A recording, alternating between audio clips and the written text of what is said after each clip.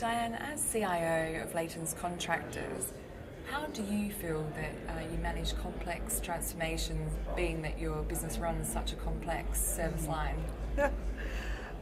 To be honest, it's actually quite difficult because each of the independent businesses are, as you say, quite different from each other. There's very little similarity in mining coal and iron ore to building a big building or digging a tunnel or whatever, bridges.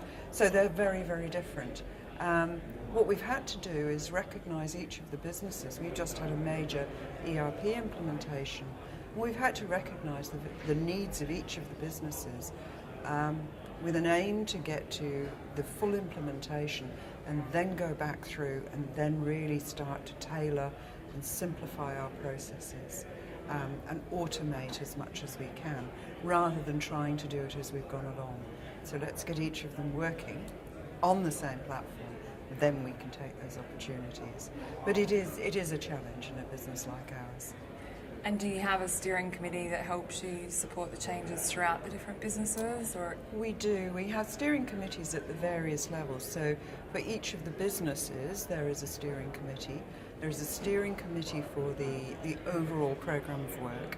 And then there is a major steering committee made of very senior managers that sits across the top and dictates which projects will go ahead. So it's more the sequencing of the priority for the project. And have you found any skill shortages when you've been undergoing these transformations? Is there any areas that you've struggled to get the right people to help you?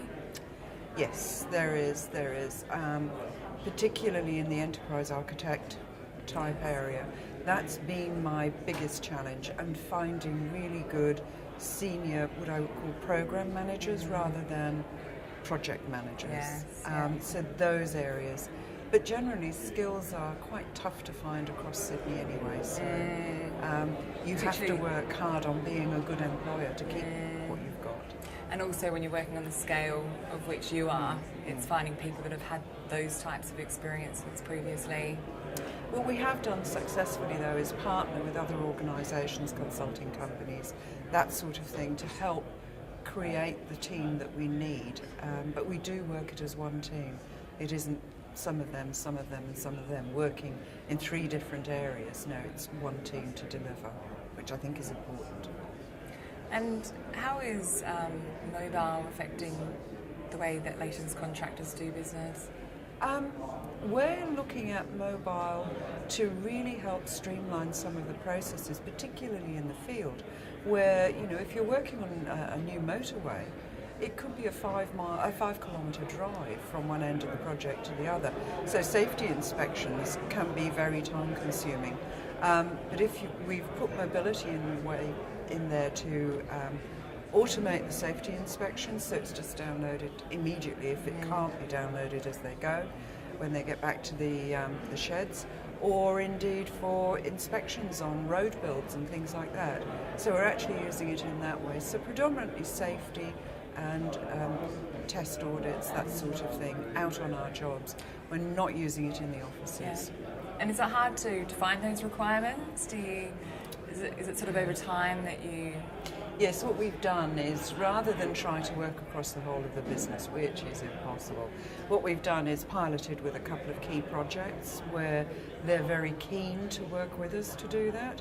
It's easier to lead that sort of horse to water than one that doesn't want to go. Yeah. And what you do is you can then build on that success. And once the word gets out, I find in Leighton Contractors, the quickest way to get people to do something is to make those that start it feel very special, and those that haven't got it feel left out, because they clamour for it then. Yeah, which is great. Momentum. That's fantastic.